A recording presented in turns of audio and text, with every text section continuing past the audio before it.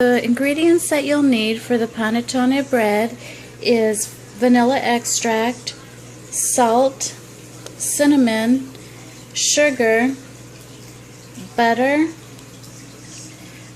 gold and brown raisins, flour, 2 eggs, lemon zest, active dry yeast, and also these are panettone bread molds, but you can also buy regular 8-inch or 9-inch baking pans.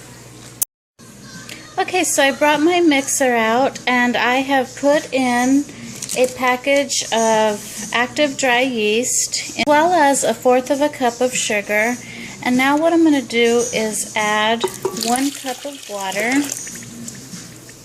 What I'm going to do is just kind of mix this up a little bit. Make sure that the yeast has kind of dissolved. What I'm going to do is just let this stand for about 10 minutes. After 10 minutes, your yeast mixture should look like this. It should be foamy at the top. That's because the sugar has helped the yeast to kind of activate, I don't know, for lack of better words, but it should be foamy, just like this. And now what I'm going to do is I'm going to add 2 eggs. Now that I've added the eggs, I'm going to add 1 stick of butter. I've added the stick of butter, and now I'm going to add my lemon zest, and this is the amount that I've zested from 1 lemon, and I'm just going to throw that in there as well.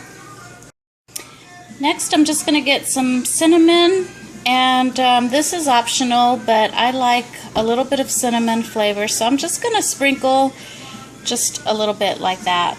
The next thing I'm going to do is add 1/4 teaspoon of salt and 1 teaspoon of vanilla extract.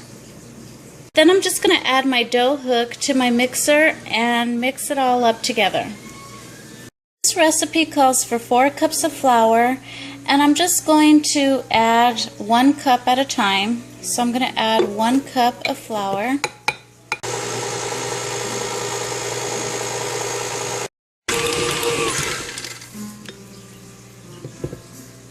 I added 4 cups of flour, but as you can see, it's still kind of sticky. It hasn't formed into a ball. So it's okay to add more flour if you need to.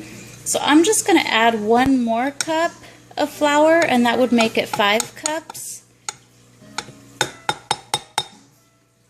And we'll see where this takes us here, but we want it to not be sticky, and we want it to be easily manageable to form into a ball.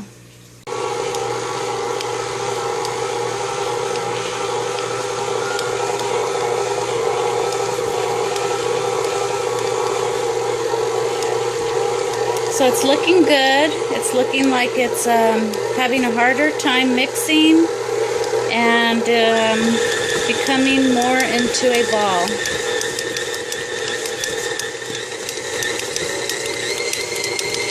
Yep, perfect. So that's perfect. Let me lift this so you could see it a little better. There you go. Okay, so the next thing you want to do is just plop it down on your countertop. Make sure that it's floured, and you just want to go ahead and knead your dough for about 5 to 10 minutes.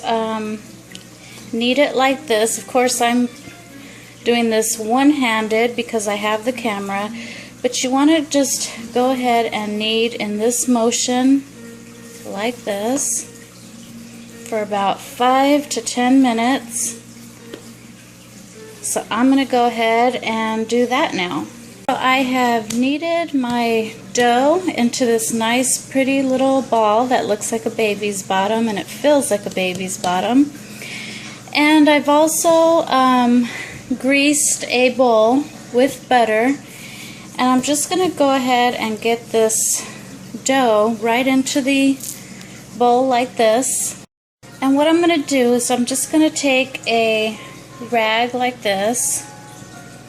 This is basically just a dishcloth. And I'm going to go ahead and just put this in a dark place. Normally I just put it inside of the oven because it's really dark and warm. And I'm going to place it in there for about an hour. So I will come back in about an hour and check on the dough. It's been an hour and I have removed my pie dough that's covered. I've removed it from inside of the oven. That's a nice warm dark place. And let's see how it came out. Alright, so great. It has doubled in size. And now what I'm going to do is punch the dough right in the center like this. Bring it down. And you'll see it's going to kind of come down in its size. And I'm just going to remove the dough onto a floured surface. So basically I'm just going to flour my countertop. Alright, now I've placed it on a floured countertop. And what I'm going to do is I'm going to knead in the raisins.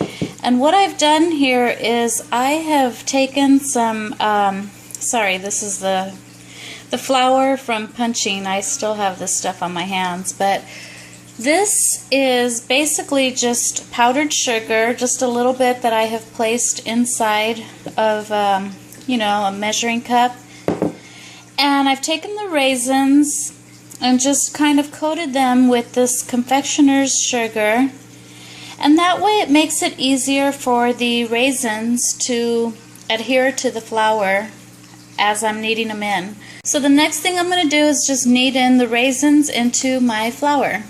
Alright, so I've kneaded the raisins into the dough, and now I'm just going to place them into my panettone baking molds. So I've taken my dough and I've placed it inside of my panettone baking mold.